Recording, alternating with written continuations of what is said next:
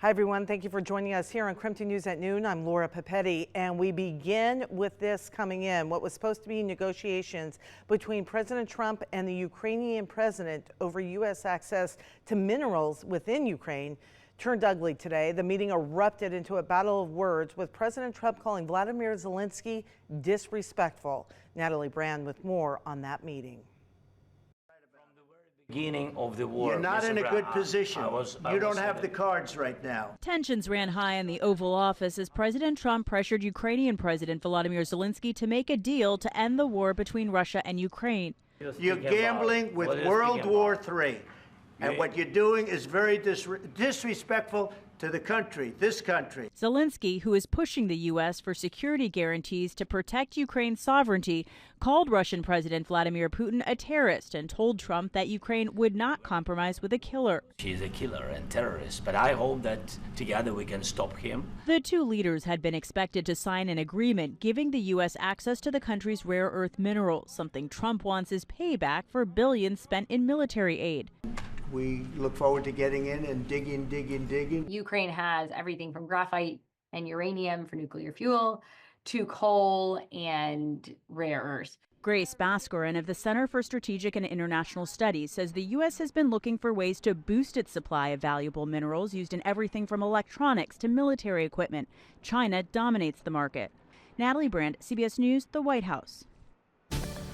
All right, it is 12:02 right now. We're going to take a pause on the day's news and turn to the day's weather here locally, and that's where we go to Thomas Patrick. He is outside in the sunshine. Thomas, everyone wants to know what the weekend is going to be like.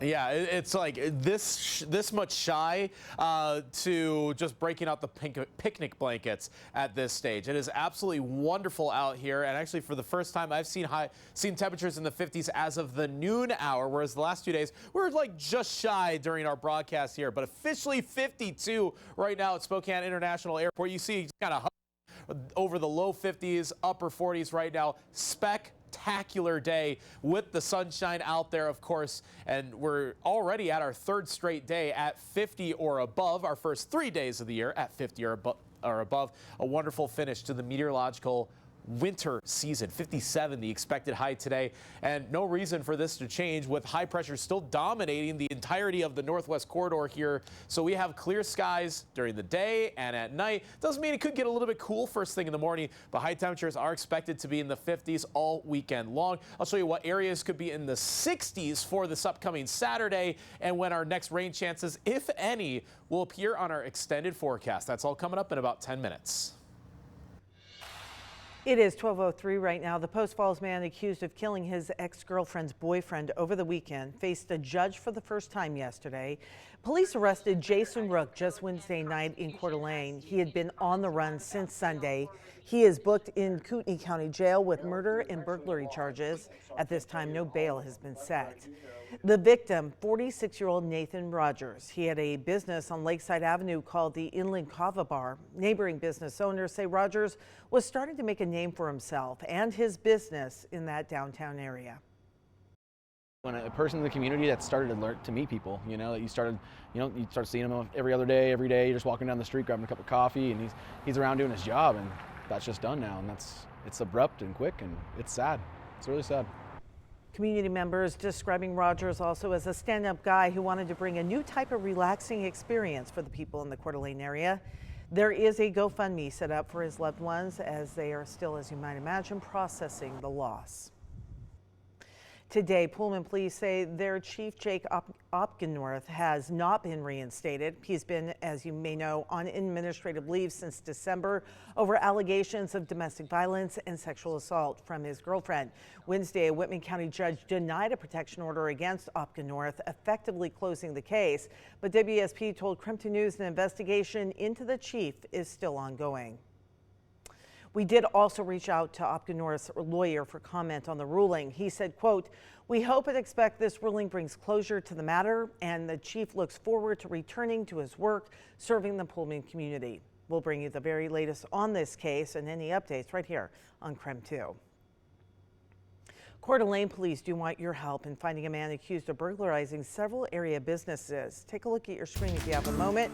Police say this suspect has targeted 3 different businesses, each time asking for an herbal supplement. The suspect then leaves without paying.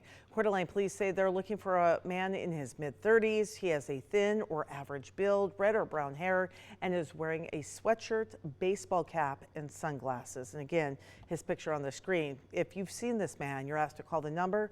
We put that at the bottom of the screen. And the state's transportation department is looking ahead to more traffic and massive construction projects in North Idaho, especially as we head into that construction season. And that's why a new safety tool is ready to roll come next week. KREM 2's Shannon Mowdy gives us an up-close look at ITD's incident response vehicle. Ryan Crabtree's crew in Coeur d'Alene has long been the squeaky wheel.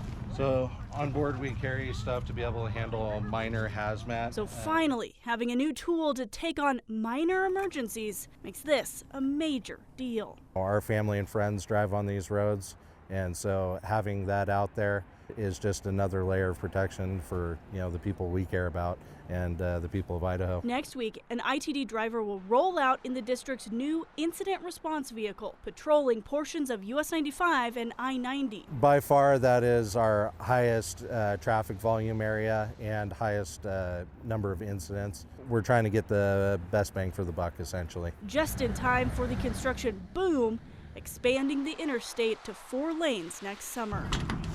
The rig, donated through a similar program in southern Idaho, is outfitted for roadside assistance. From topping off empty tanks to fixing flats, even first aid and small fires. Heather McDaniel says it'll keep the 63,000 drivers who commute these corridors a bit safer. Kind of a safety hazard not only for themselves but for other drivers. This highway helper isn't just going to come to the rescue of drivers. It'll also be a big help to law enforcement.